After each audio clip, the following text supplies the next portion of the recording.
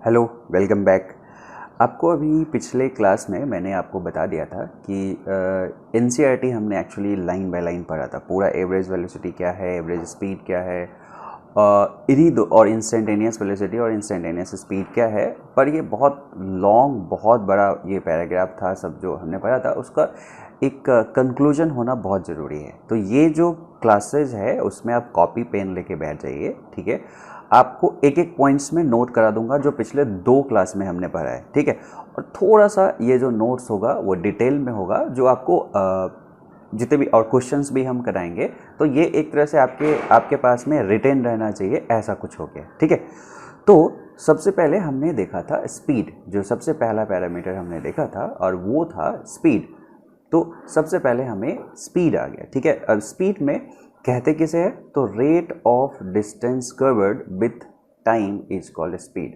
तो distance cover करने का जो रेट है उसको हम क्या कहते हैं, स्पीड कहते हैं, ठीक है। और आपको ऑलरेडी मैं बता चुका हूँ कि कोई चीज़ ऐसे चल रहा है, यदि सपोज करो कि इस इनिशियल पॉइंट से इस फाइनल पॉइंट पे पहुँचा है, तो ये जो लेंथ है इसको हम डिस्टेंस कहते हैं, ठीक है। तो ये जो लेंथ है यही एक्चुअली में डिस्टेंस है, ठीक है, ठीक है।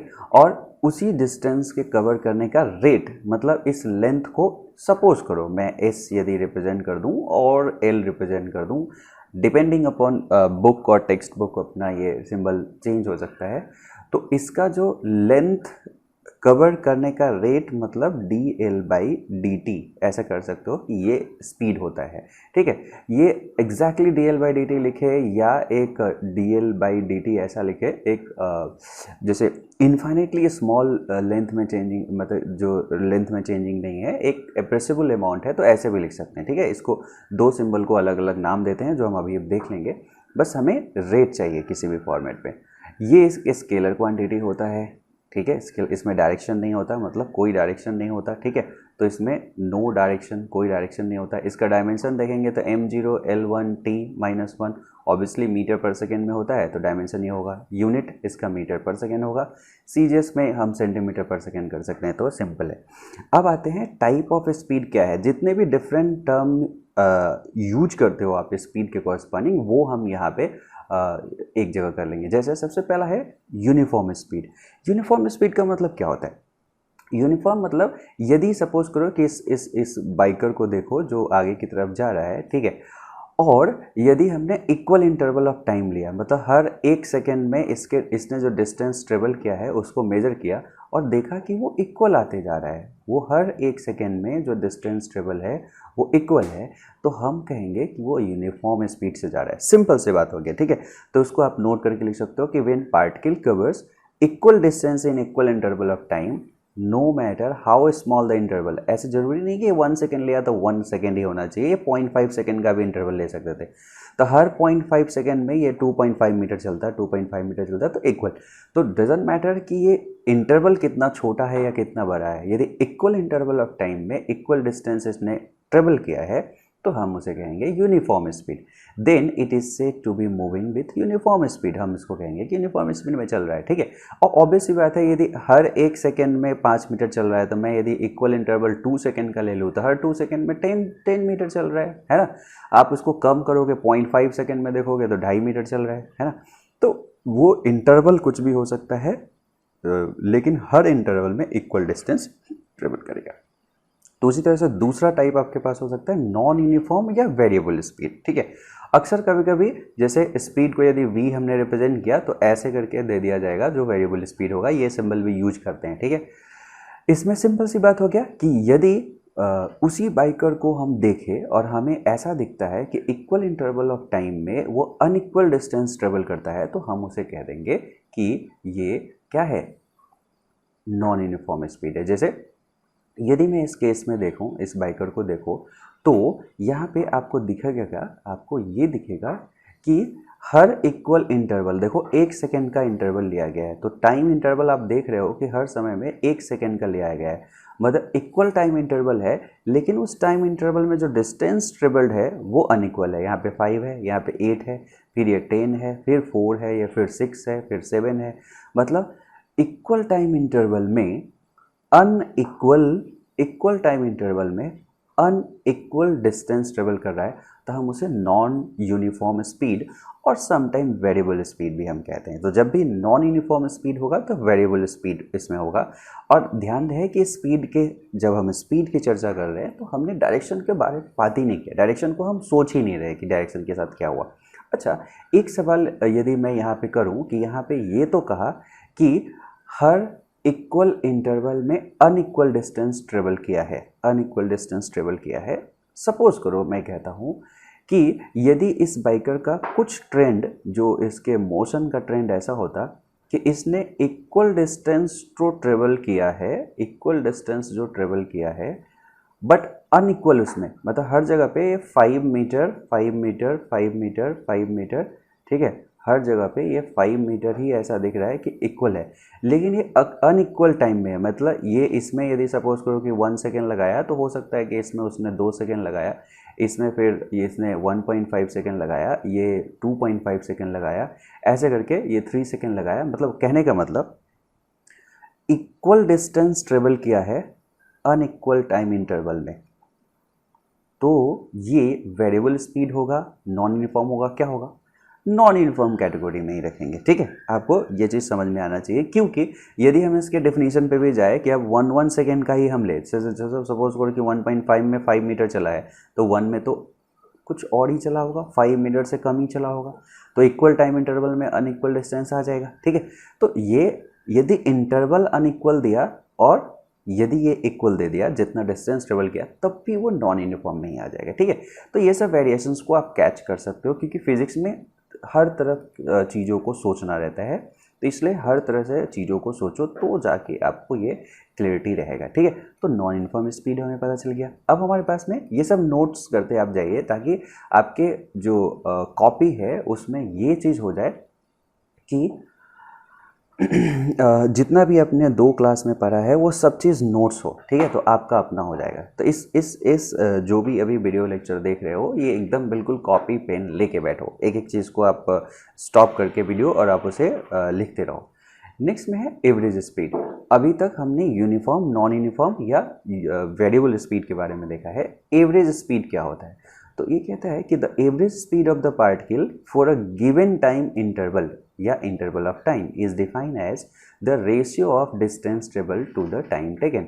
तो simple, distance travel upon time taken, कई बार आप देख चुके हो, ये टाइम टेकन हमेशा देना पड़ेगा यदि हमारे पास में उसमें ये कह दिया गया इंटरवल, इस क्योंकि एवरेज निकालने के लिए, तो एवरेज के लिए इंटरवल की जरूरत होती है, तो अक्सर उसे del S by del T भी हम लिख देते हैं। ठीक है, तो ये डेल का मतलब होता है final distance minus initial distance, जैसे S final minus S initial upon T final minus T initial.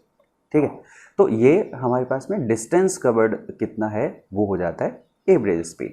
अब कुछ जो बहुत ज़्यादा फेमस क्वेश्चंस का पैटर्न है जो एवरेज स्पीड निकालने के लिए आता है, वो ये है। जैसे एक ऐसा दिया जा सकता है कि सपोज करो कि when particle moves with different uniform speed, मतलब उसने कहा कि सपोज करो कि किसी खास टाइम इंटरवल के लिए वो v1 स्पीड से चला है, दूसरे टाइम इंटरवल के लिए वो v2 स्पीड से चला है, तीसरे टाइम इंटरवल के लिए वो v3 स्पीड से चला है। ठीक है, ये t1 है, ये t2 है, ये t3 है। यदि ऐसा चला है t1 t2 t3, ऐसा v1 v2 v3, t1 t2 t3 ऐसे इक्वल, जैसे अलग अलग टाइम इंटरवल में इसके जो यूनिफॉर्म स्पीड है वो अलग अलग है। यदि ऐसा है और उस केस में आपसे पूछता है कि एवरेज स्पीड क्या होगा over total time interval of the journey, यदि एवरेज स्पीड पूछता है, तो ये तो आपको क्लियर है। कभी कभी एवरेज ऐसा लिख देगा, कभी कभी वी लिख के ऐसा लिख देगा, ये सारा नोटेशन आपको ध्यान में रहना चाहिए, ये ऐसा लिख देगा। ठीक है, जैसे मैंने एस का कहा कि एल भी लिख देगा, तो डिपेंडिंग अपॉन वो टेक्स्ट होता है, आपको सेंस पता होना चाहिए कि डिस्टेंस अपॉन टाइम टेकन हम लिखेंगे। ठीक है, ये एवरेज का सिंबल है, तो चलेगा। अब टोटल डिस्टेंस कवर यदि हम देखेंगे तो पहले में यदि सपोज करो कि उसने d1 कवर किया, दूसरे में d2 कवर किया, तीसरे में d3 कवर किया, तो ऑब्वियसली ये d1 जो होगा v1 इंटू t1 होगा, तो v1 into t1 plus v2 into t2 plus v3 into t3 ऐसे करते जाएंगे और total time t1 plus t2 plus t3 हो गया। तो टोटल डिस्टेंस अब टोटल टाइम जो लैप्स हो गया जितना उसको ट्रेवल करने में, वो हो गया एवरेज स्पीड हो गया। ठीक है, तो इसके एग्जाम्पल मैं बता चुका हूँ और एक दो अभी बताऊँगा भी, ठीक है। तो आप यदि कंसिस्टेंट फॉर्मेट में प्रीवियस लेक्चर से आप इसको देख रहे हो तो मैं बताऊंगा कि ये चीज़ एक बहुत ही बेहतर आपको समझ में आ गया है। एक स्पेशल केस इसमें दिया हुआ है कि सपोज करो कि यदि ऐसा कहता है कि when particle moves with speed v1 up to half time of interval total motion and rest with v2। वह कहने का मतलब इसके पास में दो ही यूनिफॉर्म स्पीड रहा है, इसमें v1 रहा है, इसमें v2 रहा है, इसमें t/2 लगाया और इसमें t/2 लगाया। तो यहाँ पे जैसी एवरेज स्पीड ये निकालने की कोशिश करेगा तो टोटल डिस्टेंस मतलब v1 into t/2 plus v2 into t/2 और अपॉन टोटल टाइम t लग गया। t कॉमन लेके यहाँ से कैंसिल कर देंगे तो ये v1/2 प्लस v2/2 हो जाएगा। तो इसको v1 प्लस v2/2 हम लिख सकते हैं, ठीक है। तो ये एवरेज स्पीड हमारे पास में आ गया। कभी कभी एक दूसरा तरीके का जो क्वेश्चंस आपके इसमें आएंगे वो होगा डिस्टेंस एवरेज स्पीड। मतलब वहाँ पे एवरेज स्पीड निकालना रहेगा लेकिन ये दिया रहेगा कि पार्टिकल जो है वो d1 d2 d3 ट्रेवल किया है और different interval t1 t2 t3 में किया है, ठीक है। मतलब यहाँ पे अब ऐसा दे रखा है कि एक डिफरेंट टाइम इंटरवल है, t1 है, यहाँ पे t2 है, यहाँ पे t3 है, ये डिफरेंट टाइम इंटरवल है, ठीक है। और इसमें ये डिफरेंट टाइम इंटरवल में t1 t2 t3 में इसका जो स्पीड रहा है वो डिफरेंट रहा है, स्पीड जो रहा है वो डिफरेंट रहा है, ठीक है। अब इसमें भी हमें total distance upon total time elapse हमें लिखना है, total distance upon total time elapse लिखना है। तो टोटल डिस्टेंस जो इसमें होगा वो कितना हो जाएगा, तो ये डिस्टेंस यदि देखेंगे तो v1/t1, यहाँ पे डिस्टेंस जैसे यदि हम d1 लिखेंगे तो उसको v1/t1 लिख सकते हैं, d2 लिखेंगे तो उसको क्या लिखेंगे v2/t2 लिख सकते हैं। तो सिमिलरली तो हमारे पास टोटल डिस्टेंस इसका समेशन हो जाएगा और टोटल जो टाइम हो जाएगा वो t1 plus t2 plus t3 हो जाएगा।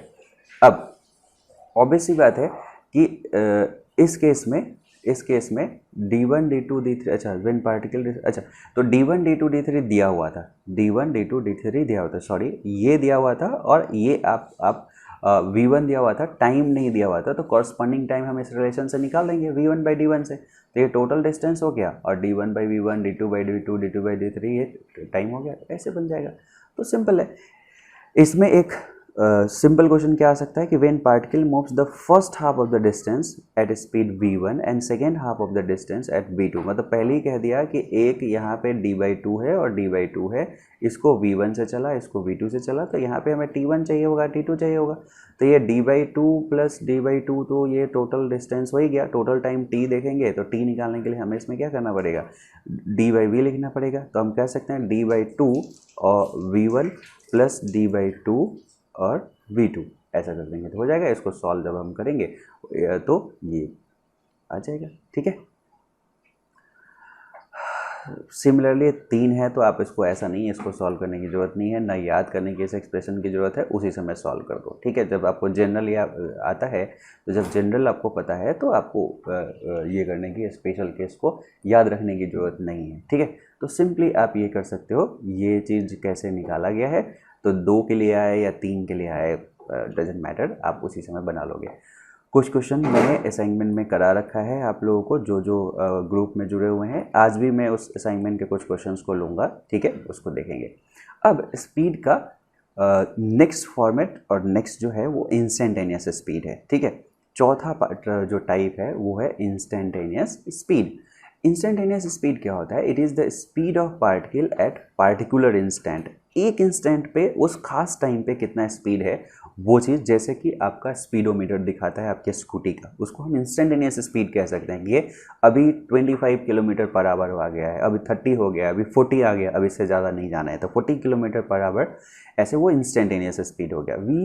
व्हेन वी से स्पीड, और यदि सिंपली स्पीड भी हम बात करेंगे तो वो इंस्टेंटेनियस स्पीड की ही बात की जाएगी, ठीक है। तो वो भी क्लियर इसमें रहना चाहिए।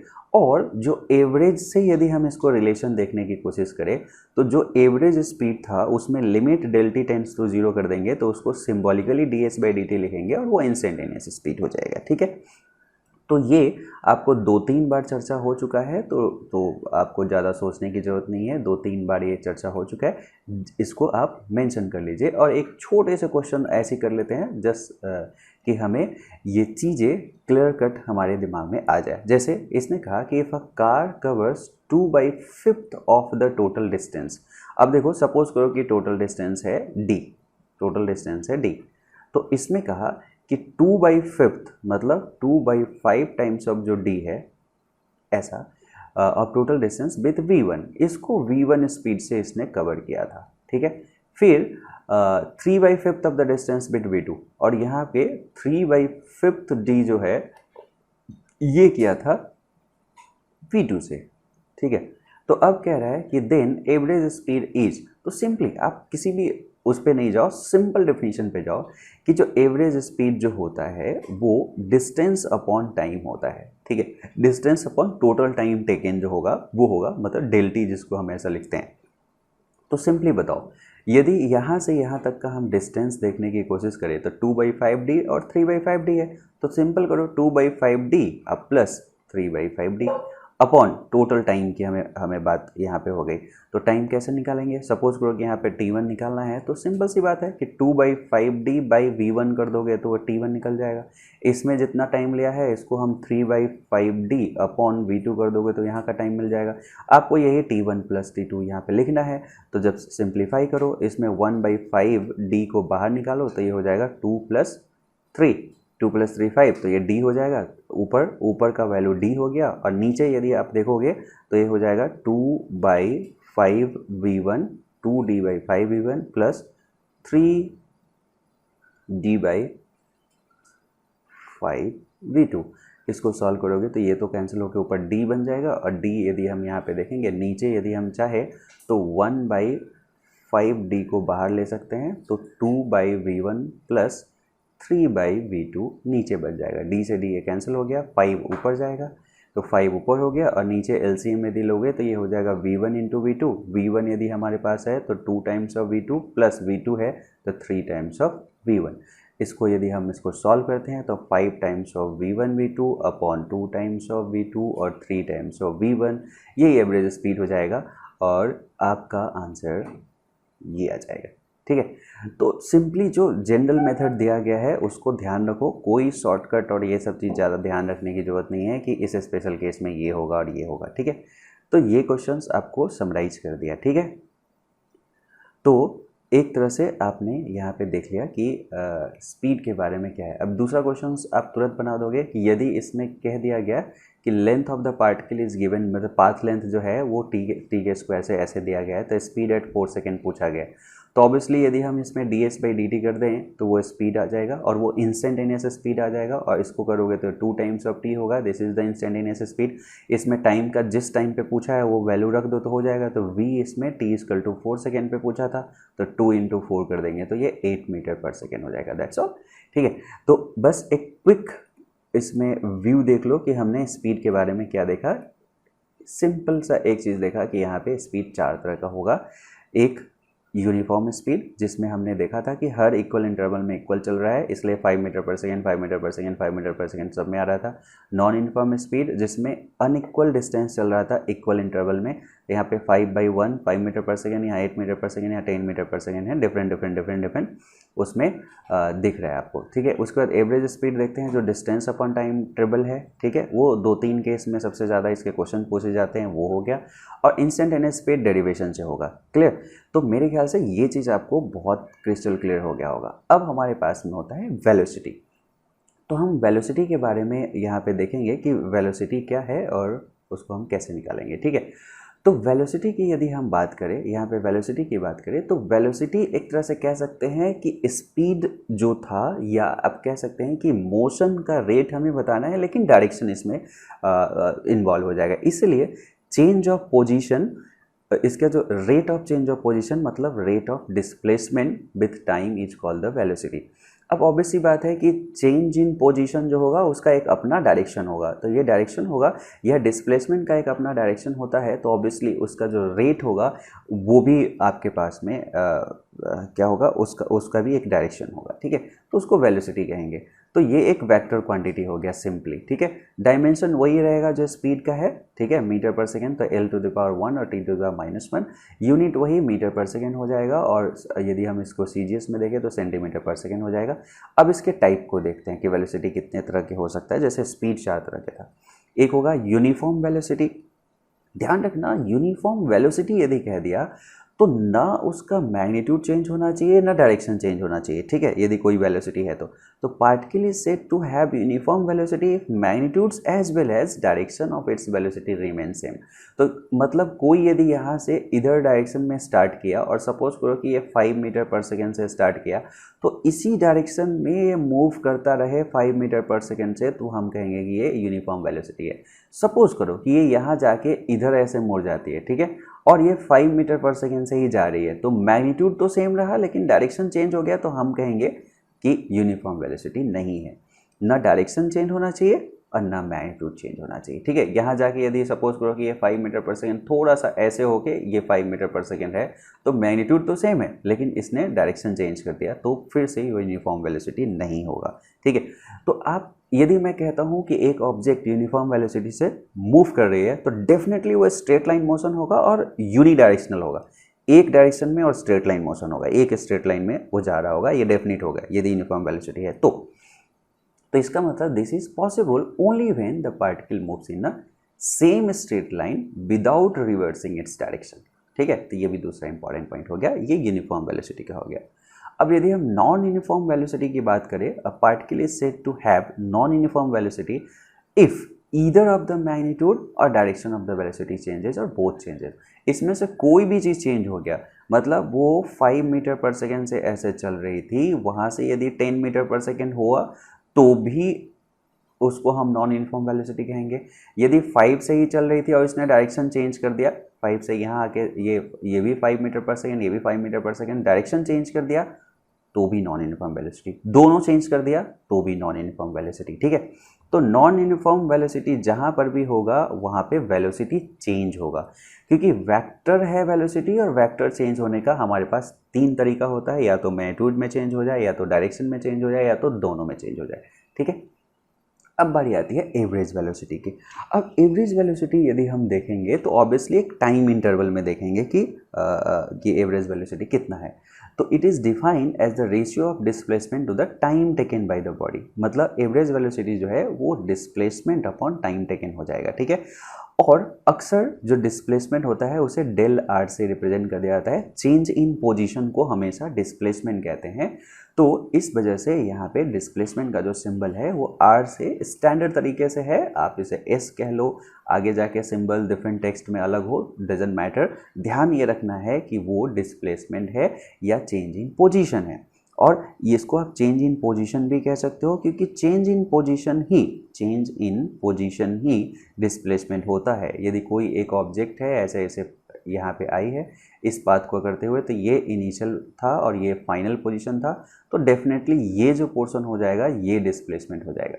तो इस डिस्प्लेसमेंट को हम डेल आर भी ऐसा लिख सकते हैं, चेंज इन पोजीशन, मतलब ये R final minus R initial होता है।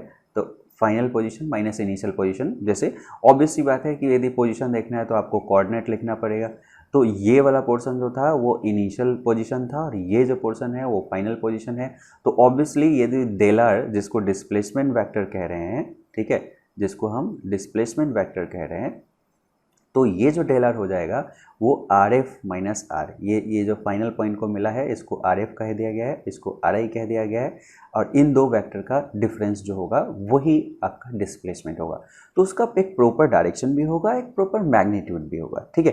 तो डिस्प्लेसमेंट अपॉन टाइम टेकन को हम एवरेज वेलोसिटी कहेंगे, और यहाँ पे इसलिए एरो दे दिया जाएगा, क्यों? क्योंकि ये चीज़ एक क्या है,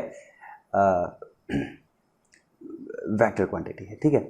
एक चीज़ मैं आपको बता दूं, कभी कभी जैसे v है ऐसे दे दिया गया तो उसका मतलब एवरेज होता है, यदि v करके यहाँ पे एवरेज लिख दिया वो भी एवरेज होता है, v पे सिंपल बार देगा वो भी एवरेज होता है। तो ये डिफरेंट सिंबल ऐसे यूज किए जाते हैं एवरेज के लिए, ठीक है। वेलोसिटी जब आ गया तो अब यहाँ पे कन्फ्यूजन हो जाएगा, ठीक है। तो इसलिए वेलोसिटी पे एक एरो ऐसा दे दिया जाता है तो वो वेक्टर क्वांटिटी होता है, नहीं तो बोल्ड लेटर में लिखा रहेगा, ठीक है। और इसका एवरेज यदि निकालना है तो वेलोसिटी ऐसे वेक्टर तो रहेगा और यहाँ पे ऐसे लिख देगा, मतलब एवरेज वेलोसिटी की बात कर रहा है जो डिस्प्लेसमेंट अपॉन टाइम टेकन है, ठीक है। तो सिंबल वगैरह भी ध्यान में रहता है तो क्वेश्चन अटेम्प्ट करना आसान हो जाता है। अब आता है इंस्टेंटेनियस वेलोसिटी। अब जैसे इंस्टेंटेनियस स्पीड था उसी तरह से इंस्टेंटेनियस वेलोसिटी है कि instantaneous velocity is defined as the rate of change of position vector of particle with time at certain instant of time. किसी एक इंस्टेंट ऑफ टाइम में यदि आप उसमें जो उसका rate of change of position है, पोजीशन का चेंज होने का जो रेट है टाइम के साथ यदि आपने बता दिया तो वो इंस्टेंटेनियस वेलोसिटी हो जाएगा, ठीक है। तो जैसे उसको हम लिख सकते हैं कि जो हमने एवरेज वेलोसिटी लिखा उसमें टाइम टेंड्स टू जीरो हो जाए, मतलब टाइम इंटरवल जो हो जाए वो जीरो हो जाए, तो इसका मतलब एक ही इंस्टेंट ऑफ टाइम पे है, मतलब इनिशियल और फाइनल वही है, जिसको सिंबॉलिकली dr/dt लिखा जाता है, ठीक है। तो ये इंस्टेंटेनियस वेलोसिटी हो गया। तो अब थोड़ा सा हम क्या कर देते हैं कि यदि हम आपसे ये एक क्वेश्चन कर दे कि जो आपने अभी वेलोसिटी और स्पीड पढ़ा, तो यदि सिंपल वेलोसिटी और स्पीड जब भी मैं बोलूँगा तो मतलब होगा इंस्टेंटेनियस के बारे में, एवरेज होगा तो कहा जाएगा कि एवरेज निकालो, ठीक है। तो यदि मैं कहता हूँ कि उसको कंपेयर करो, सिंपल कि एक कंपैरिजन करो इंस्टेंटेनियस स्पीड और इंस्टेंटेनियस वेलोसिटी में, या सिंपल स्पीड और वेलोसिटी को आप कंपेयर करो, यदि ये चीज़ कहा गया तो क्या होगा। तो देखो, इंस्टेंटेनियस वेलोसिटी जो होगा वो always tangential to the path followed by the particle. Instantaneous velocity हमेशा हमेशा जो पाथ होगा उसके टेंजेंट पे होगा। जैसे अभी तो हम 1D मोशन पढ़ रहे हैं, लेकिन यदि 2D मोशन है किसी, जैसे ऐसे करके, जैसे प्रोजेक्टाइल आपने सुना होगा, जैसे आप सपोज करो कि एक बॉल को किक करते हो तो वो ऐसे जाके ऐसे जाके ऐसे जाती है, तो ये पूरा पाथ बन जाता है। तो ये पाथ ऑफ मोशन है, ना कि ग्राफ दिया हुआ है। एक दिन मैंने बताया है, ग्राफ का एक एक्स्ट्रा क्लास भी करेंगे, ठीक है। तो पाथ पे किसी भी पॉइंट पे यदि आपने टेंजेंट ड्रॉ कर दिया तो वो डायरेक्शन ऑफ इंस्टेंटेनियस वेलोसिटी हो जाएगा, क्लियर। तो direction of this velocity can be found out by drawing a tangent to the क्या चीज़, गिवन पॉइंट। वो ट्रैजेक्टरी भी कभी कभी पाथ को कहते हैं, तो ट्रैजेक्टरी के किसी भी पॉइंट पे वेलोसिटी निकालना है तो वहाँ पे टेंजेंट निकाल लो, वो हो जाएगा। एग्जाम्पल के लिए कि when a particle is performing uniform circular motion, then for every instant of its circular motion its speed remains constant but the velocity changes at every instant। अच्छा, ये दूसरा पॉइंट एक बहुत इंपॉर्टेंट था, उसको पढ़े बिना मैंने एग्जांपल पढ़ दिया कि a particle may have constant instantaneous speed but variable instantaneous velocity. एक पार्टिकल का, अब ध्यान देना ये बहुत इंपॉर्टेंट है, कभी कभी ये क्वेश्चंस के फॉर्मेट में आ जाएगा। एक पार्टिकल का कांस्टेंट इंस्टेंटेनियस स्पीड हो सकता है लेकिन वेरिएबल इंस्टेंटेनियस वेलोसिटी होगा, मतलब कांस्टेंट स्पीड होगा लेकिन वेरिएबल वेलोसिटी होगा। ये चीज़ को देखो कि स्पीड जो है वो आपका कांस्टेंट है, बट जो वेलोसिटी है वो आपका वेरिएबल है, ठीक है। वेलोसिटी जो है वो वेरिएबल है। अब हमें ये पता है कि एक्चुअली में जो स्पीड होता है वो वेलोसिटी का जस्ट मैग्नीट्यूड होता है, और जहाँ पर भी स्पीड और वेलोसिटी का मतलब है कि वो इंस्टेंटेनियस के बारे में बात कर रहे हैं। तो डेफिनेटली यहाँ पे क्या ऐसा कंडीशन पॉसिबल है जहाँ पे स्पीड कांस्टेंट हो बट वेलोसिटी बदले? तो आंसर इज यस। आगे जाके आप एक सर्कुलर मोशन को पढ़ोगे जहाँ पे सर्कुलर मोशन में कहीं पे भी आप देखोगे तो क्या होगा, आपको ये नज़र आएगा कि हर जगह पे यदि 5 मीटर पर सेकेंड है तो हर जगह पे ये 5 मीटर पर सेकेंड ही दिख रहा है। यदि हम हर जगह के स्पीड देखने की कोशिश करें, जिसे हम यूनिफॉर्म सर्कुलर मोशन कहते हैं, तो 5 मीटर पर सेकेंड ही है। लेकिन ये वेलोसिटी और ये वेलोसिटी में डिफरेंस आ गया है, all because of direction. Magnitude same है, दिख रहा है, लेकिन डायरेक्शन की वजह से ये क्या हो गया है, चेंज हो गया है। तो हम कहेंगे कि यहाँ पे वेलोसिटी चेंज है, मतलब वेलोसिटी वेरिएबल है। तो ये पॉसिबल है कि वेरिएबल वेलोसिटी हो और स्पीड कांस्टेंट हो, तो उसी का एग्जांपल भी इसने सर्कुलर मोशन में बता दिया। इसको यदि मैथमेटिकली देखने की कोशिश करें तो स्पीड हमेशा वेलोसिटी का मैग्नीट्यूड होता है। तो मैं ऐसा यदि कहता हूँ कि dx/dt, ठीक है, तो या D R by D T, ऐसा कर देते हैं, D R by D T कहते हैं। तो D R by D T का यदि मैग्नीट्यूड निकाले तो ये आपका कांस्टेंट है ना। But at the same time D R by D T is not constant. ये दोनों एक साथ हो सकता है, पॉसिबल है। जैसा एक एग्जांपल सर्कुलर मोशन है जो हम अभी 2D में पढ़ेंगे और बहुत इंपॉर्टेंट मोशन है, उसको हम डिस्क्राइब करेंगे बहुत सारे एनिमेशन और उसके फॉर्मेट में, ठीक। चलिए, तो ये आपको पूरा अच्छे से समझ में आ गया होगा कि ये पॉइंट क्या था। अब हम नेक्स्ट डिफरेंस और दोनों के बीच में कंपैरिजन पे चलते हैं। Magnitude of instantaneous velocity is equal to instantaneous speed. ये हमें एक्चुअली पहले पॉइंट रखना चाहिए था, ठीक है। यहाँ पे उसके कोई बात नहीं, नोट्स में आप बना सकते हो। If a particle is moving with constant velocity then its average velocity and instantaneous velocity are always equal. अब जब कांस्टेंट वेलोसिटी से मूव कर रहा है तो सीधा सा मतलब है कि वो स्ट्रेट लाइन में मूव कर रहा है, कभी रिवर्स भी नहीं हुआ है। और साथ साथ कहीं पे भी यदि हम देख रहे हैं तो उसके मैग्नीट्यूड में चेंजिंग नहीं है। यदि ये 5 मीटर पर सेकेंड है तो हर जगह पे 5 मीटर पर सेकेंड है, हर जगह पे 5 मीटर पर सेकेंड है। तो इसका मतलब किसी भी टाइम पे मैं पूछ दूँ, किसी भी टाइम पे उसमें पूछ दूँ तो वही होगा। तो किसी इंटरवल ऑफ टाइम में पूछूँ तो वही होगा। तो इसलिए उसका एवरेज भी सेम रह जाएगा, ठीक है। Constant velocity then average velocity और इंस्टेंटेनियस वेलोसिटी हमेशा इक्वल रहेगा। If displacement is given as a function of time, then derivative of displacement will give the velocity। obvious सी बात है कि यदि हमारे पास में x displacement है और ये टाइम के रिस्पेक्ट में दे रखा है तो इंस्टेंटेनियस वेलोसिटी को सिंपली हमें इसे डिराइव करके रख देना है। तो dx बाई dt को रख देंगे, मतलब इसको डिराइव करेंगे। ये कांस्टेंट है तो 0 हो जाएगा, minus a1 times of t का 1 हो जाएगा, a2 टाइम्स ऑफ a2 है टाइम्स ऑफ 2at हो जाएगा। तो ये सिंपली आपके पास में ऐसा हो जाएगा, ठीक है।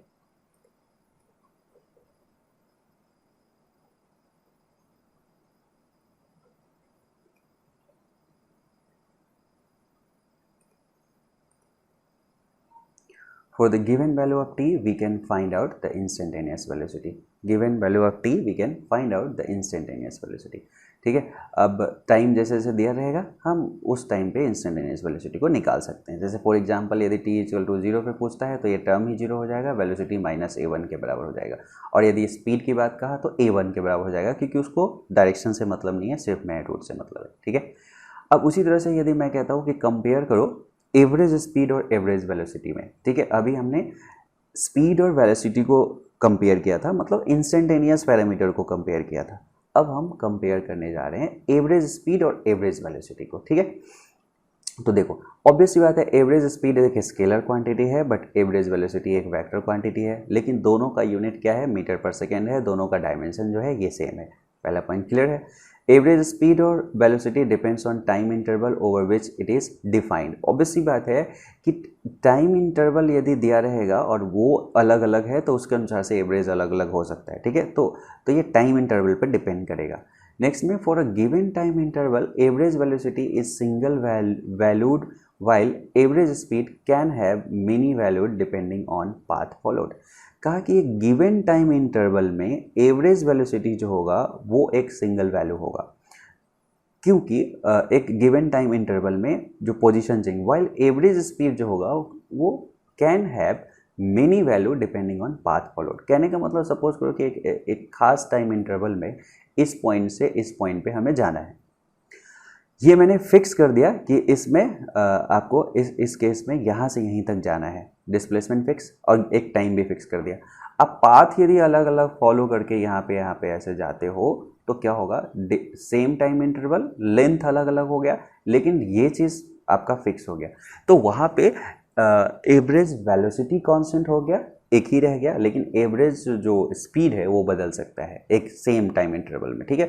और ये भी इसमें मेंशन करना चाहिए था कि एक इस इनिशियल से इस फाइनल पॉइंट में यदि हम जाते हैं तो, if after motion body comes back to its initial position. Suppose करो कि यदि मोशन हुआ और बॉडी जो है वो कहीं गया और वापस अपने इनिशियल पोजीशन पे आ गया, तो डेफिनेटली एवरेज वेलोसिटी जीरो होगा। क्यों? क्योंकि उसमें डिस्प्लेसमेंट ही जीरो है, बट एवरेज स्पीड जीरो नहीं होगा, वो ग्रेटर देन जीरो होगा। यहाँ पे मैग्नीट्यूड लिखना चाहिए था, ठीक है। एंड फाइनाइट्स, वो फाइनाइट्स भी होगा क्योंकि इसने गया है और वापस आया है तो उसमें पाथ लेंथ आ गया, तो इसलिए उसका एक वैल्यू होगा। डी समझ में आ गया। नेक्स्ट में for a moving body average speed can never be negative or zero. Average speed negative zero का तो मतलब ही नहीं बनता। यदि कोई बॉडी मूव किया है तो इसने पाथ लेंथ उसमें आ गया, कहीं पे रिटर्न भी आ जाता है तब भी पाथ लेंथ आ गया, तो पाथ लेंथ आ गया तो इसका मतलब पाथ लेंथ मतलब जिसको आप डेल एस से भी रिप्रेजेंट कर रहे हो अपॉन डेल टी, एक कुछ न कुछ उसका वैल्यू होगा ही होगा। लेकिन जो एवरेज वेलोसिटी है वो पॉजिटिव नेगेटिव जीरो कुछ भी हो सकता है डिपेंडिंग अपॉन, यदि ये वापस आके इधर चला गया तो डिस्प्लेसमेंट नेगेटिव तो फिर एवरेज नेगेटिव हो जाएगा, ठीक है। तो एवरेज पॉजिटिव नेगेटिव जीरो कुछ भी हो सकता है, ठीक है। पॉजिटिव नेगेटिव जीरो कुछ भी हो सकता है, लेकिन यदि एवरेज स्पीड की बात करें तो हमेशा ही पॉजिटिव होगा यदि मोशन में है तो। यदि रेस्ट में ही है तो एवरेज तो जीरो हो जाएगा, इसलिए इसमें इक्वलिटी साइन नहीं लिया है, क्लियर। और मोशन में है तो एवरेज वेलोसिटी में इक्वलिटी भी आ जाएगा, लेस देन ग्रेटर तो है ही, क्लियर।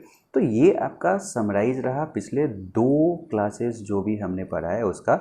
एक छोटा छोटा क्विज यहाँ पे है, उसको हम सॉल्व करते हैं और कुछ क्वेश्चंस भी हम यहाँ पे सॉल्व करेंगे और कुछ क्वेश्चंस का आपको जवाब देना है।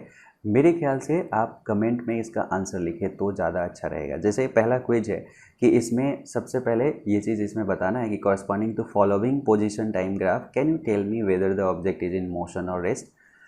इसका आंसर आपको पता है क्योंकि मैंने अभी पिछले क्लास में इसका बताया था। तो जस्ट ये चीज़ शो करने के लिए कि हाँ आप लोग सिंसियरली पढ़ते हो, कमेंट में इसका आंसर बताओ कि किस में ये पोजीशन ग्राफ है, तो किस में मोशन में है, किस में नहीं है, और मोशन में है तो पॉजिटिव वेलोसिटी किस में है, नेगेटिव किस में है, ठीक है। ये जस्ट इससे पहले वाले क्लास में मैंने इसे सॉल्व कराया था। नेक्स्ट में यहाँ पे दे रखा है एक और क्विज जो चूँकि आप समराइज कर चुके हो तो हम न्यूमेरिकल की तरफ बढ़ सकते हैं। इसमें कहा गया कि what is the average velocity of the object in the time interval 5 to 7। तो ये पहली क्लास में मैं बता चुका हूँ ग्राफ के पॉइंट ऑफ व्यू से कि P1 से यदि P2 तक आप जाते हो तो इसको मिलाने वाला जो लाइन होगा उसका स्लोप निकाल दो, वही एवरेज वेलोसिटी हो जाएगा। तो इसको स्लोप निकालने के लिए आप ट्रायंगल बना सकते हैं। ट्रायंगल में आपको ये मालूम है, ये मालूम है, तो थीटा मालूम चल जाएगा, tan थीटा मालूम चल जाएगा, स्लोप मालूम चल जाएगा। इसका आंसर आप मुझे बता दो। हालांकि ये एनसीईआरटी में सॉल्व भी है, लेकिन जिस इंस्टेंट में आप ऑनलाइन अभी पढ़ रहे हो, अभी जिस इंस्टेंट में आप यदि कमेंट करते हो तो मज़ा आएगा हमें भी, आपको भी, और हमेशा के लिए वो कमेंट भी रिटेन रहेगा कि ऐसा शो करेगा कि हाँ आप कंसर्न थे और चीज़ों को सॉल्व किए हो। अगेन ये एनसीईआरटी से ये क्वेश्चन लिया गया है, अगेन उसमें सॉल्व है, ये भी पिछले क्लास में मैंने बताया है। जस्ट रिमाइंड करने के लिए मैं क्वेश्चन बता देता हूँ कि इस क्वेश्चन में एक कार है जो मूव कर रही है अलोंग अ स्ट्रेट लाइन से OP in the figure, O से पी तक ऐसे गई है, फिर उसके बाद it moves from O to P in 18 second, O से पी में 18 सेकेंड तक गई है। देखो इसको जस्ट मैं लिखते रहता हूँ, ओ से पी तक जो गई है यहाँ पे वो 18 सेकेंड में ऐसे पहुँच गई है, और फिर पी से वापस क्यू की तरफ ऐसे आ गई है और इसमें उसने 6 सेकेंड ऐसे लगाया है। तो what are the average velocity and average speed of the car. Average velocity और स्पीड निकालना है, बस ध्यान ये रखना है कि वेलोसिटी के समय में हमें डिस्प्लेसमेंट अपॉन टाइम इंटरवल लिखना है और स्पीड के समय में डिस्टेंस अपॉन टाइम इंटरवल लिखना है। डिस्टेंस मतलब पाथ लेंथ है, तो ऑब्वियसली कोई जाके और रिटर्न आता है तो 360 चला और वापस एक कितना आया 360 माइनस 240, तो दोनों ऐड हो जाएगा, ठीक है। टाइम इंटरवल आपको मालूम है, इसका भी आंसर यदि आप लिख पाते हो तो बहुत ही ज़्यादा बढ़िया है, ठीक है। डिस्प्लेसमेंट बदल जाएगा यहाँ से, यदि क्यू के पास आ गया है तो डिस्प्लेसमेंट सिर्फ 240 ही रह जाएगा, ठीक। इसका भी सॉल्यूशन मैं बता चुका हूँ पिछले लेक्चर में, तो मेरे ख्याल से यदि आप लेक्चर कंसिस्टेंटली देखते हैं तो आपको ये ध्यान होगा, तो इसका भी आंसर जल्दी से लिख सकते हो, ठीक है। सेम चीज़ इसका है, डिराइव करके इसका भी सॉल्यूशन मैं बता चुका हूँ, ठीक है। तो या तो प्रीवियस लेक्चर को देख लो या तो अभी अभी मैंने जो 1-2 एग्जाम्पल बताया था उसके अनुसार से इसको सॉल्व करके इसका आंसर कमेंट में लिख दो, ठीक है। अब बारी आती है कुछ प्रॉब्लम, कुछ अच्छे कुछ इजी, हर तरह के इसमें प्रॉब्लम है, ये जो स्पीड और वेलोसिटी पे रिलेटेड है, ठीक है। तो ये पहला क्वेश्चन मैं अभी अभी करा चुका कि 2/5 है और 3/5 है, जिसका आंसर डी आया था, आपको पता है। क्वेश्चन नंबर सेकेंड कह रहा है a car accelerated from initial position and then return to the initial point, then यदि कोई गया है और इसी पॉइंट पे वापस आ गया तो ऑब्वियसली वेलोसिटी जीरो हो जाएगा, तो वेलोसिटी जीरो होगा लेकिन स्पीड जो होगा उसका बढ़ेगा, ठीक है। A man walks on a straight road from his home to market 2.5 kilometre away with a speed of 5 kilometre per hour. Find the market, finding the market closed, he instantly turns and walk back home with a speed of 7.5 km per hour. The average speed of the man over the interval of time 0 to 40 minute is equal to, तो मेरे ख्याल से आप इसको solve कर लोगे, मैं just decode कर देता हूँ, ठीक है, और आप इसको इसका आंसर कमेंट में हमें बताओगे, ठीक है। इसमें क्या कहा, एक आदमी है जो वॉक कर रहा है, मार्केट की तरफ गया, सपोज यहाँ पे वो मार्केट है, यहाँ पे मार्केट है, ठीक है। अब ये क्या कहा कि ये 2.5 किलोमीटर अबे था, तो 2.5 किलोमीटर ये डिस्टेंस हो गया, ठीक है, विथ स्पीड। जब जाते समय ये जो गया है उसको v1 मान लेते हैं, वो 5 किलोमीटर पर आवर से जा रहा है, तो ऑब्वियसली इसमें टाइम कितना लगेगा, तो 2.5 किलोमीटर अपॉन 5 मतलब 1/2 आवर, ठीक है। उसके बाद इंस्टेंटली ये इधर से रिटर्न हो जाता है और वापस अपने घर आ जाता है, ठीक है। Finding market close, he instantly return and walk back with speed of 7.5। तो इधर से जो आ रहा है, इधर से जो आ रहा है वो 7.5 किलोमीटर पर आवर से आ रहा है, और ये चीज़ जल्दी जल्दी आ गया, ओके मार्केट बंद था, घर जल्दी चलते हैं और गेम खेलते हैं, ठीक है, इसके लिए भाग गया वहाँ से। अब इधर से इधर जो टाइम लगाया है वो चीज़ आप निकाल सकते हो, वही 2.5 किलोमीटर गया है और 7.5 से, तो इधर का आपको पता चल गया कि कितना इसमें क्या है, मूवमेंट है। अब 0 से 40 मिनट के बीच में आपको क्या बताना है, एवरेज स्पीड, तो डिस्टेंस कितना किया, तो इधर देख लो डिस्टेंस कितना ट्रेवल किया, ठीक है, और टाइम कितना लगाया उसमें, और 40 मिनट में कह दिया तो नीचे 40 मिनट तो आपके पास आ ही गया, ऊपर 40 मिनट में टोटल डिस्टेंस ट्रेवल आप निकाल लो, काम खत्म, इसका आंसर मिल जाएगा। आंसर आप कमेंट में लिखें, ठीक है। आप अच्छे से पढ़ते हैं तो बहुत अच्छा, जो कोई इसको यदि सपोज करो कि मैच करना चाहे उसके लिए भी ठीक है। नेक्स्ट क्वेश्चन जो इसमें है वो है फोर्थ जो क्वेश्चन है वो क्या है उसको देखो। इसमें कहा कि 3t बराबर इतना describes the displacement of the particle in one direction when x is in metre, t second में है, the displacement when velocity is 0, तो क्या होगा। तो जैसे ही ये एग्जाम्पल दिया गया तो आपके दिमाग में आना चाहिए कि यदि ये √3x + 6 है तो यहाँ से x निकालना ज़्यादा अच्छा रहेगा, क्योंकि x को डिराइव करेंगे तो हमारे पास वेलोसिटी आ जाएगा, x पोजीशन है, तो यहाँ पे हम √3x = 3t - 6 कह सकते हैं, और चाहे तो √3 से यहाँ पे डिवाइड भी कर सकते हैं या दोनों तरफ स्क्वायर कर दो, तो ये चीज़ आ गया इसमें 3x² = 3t - 6 का होल स्क्वायर, मतलब 9t² + 36 -2 × 6 × 3t। अब आपको क्या करना है, इसने कहा कि आपको इसमें वेलोसिटी निकालना है। अब वेलोसिटी निकालना है तो वेलोसिटी निकालने के लिए आप इसको डिफरेंशिएट करेंगे तो आपको क्या मिलेगा, dx/dt मिल जाएगा। अब dx/dt होता है वेलोसिटी। अब ये यहाँ पे कहा कि डिस्प्लेसमेंट निकालो जिस समय वेलोसिटी 0 है, तो आप इसको 0 पुट करोगे तो यहाँ से टाइम का एक वैल्यू आएगा, टाइम का जैसे ही एक वैल्यू आएगा तो आप उसको क्या कर सकते हो, उसको इसमें पुट कर दोगे तो x का वैल्यू आपके पास आ जाएगा, ठीक है। तो इसको भी मैंने आपको बता दिया, इसको सॉल्व करके कमेंट में आंसर लिखोगे, ठीक है। अदरवाइज ग्रुप ज्वाइन करके उसमें आप इंडिविजुअल डिस्कशन भी कर सकते हो मेरे से कि ये सॉल्यूशन है, फ़ोटो खींचा उसमें डाल दिया कि सर क्वेश्चन नंबर 4 का ये सॉल्यूशन है, आप देखिए ये सही है या नहीं है, ठीक है। आंसर तो आपको, या इसका आंसर भी बता दीजिए, मैंने डिकोड करके आपको बता दिया। नेक्स्ट में यहाँ पे दिया हुआ है the motion of particle is describe by the equation x = a + bt², और a यहाँ पे दिया हुआ है, b यहाँ पे दिया हुआ है, instantaneous velocity at time 3 second will be. Instantaneous velocity 3 second पे क्या है, तो इससे तो आसान क्वेश्चन ही नहीं हो सकता। आप इसमें क्या करोगे, इसको डिफरेंशिएट कर लोगे, dx/dt डिफरेंशिएट करोगे तो a का 0 हो गया, b बाहर आ गया और t² का 2t हो गया, तो यही आपका वेलोसिटी हो गया, यही तो इंस्टेंटेनियस वेलोसिटी आ गया। इसमें t का वैल्यू रख दो, a का वैल्यू दिया गया है तो a के वैल्यू से हमें कोई मतलब नहीं है, b का वैल्यू 3 दिया हुआ है तो यहाँ पे ये 3 हो गया, × 2 हो गया, × t, जहाँ पे भी t कहता है पुट करो, आंसर पाओ। इसका भी आंसर आप कमेंट में लिखोगे। नेक्स्ट में है a train has a speed of 60 kilometre per hour for the first 1 hour और 40 kilometre per hour for the next 1 hour. इस ये आसान है, ठीक है। डिस्टेंस अपॉन टाइम इंटरवल लिखना है, इसका केस मैं ऊपर भी बता चुका हूँ, आप उससे बना दोगे।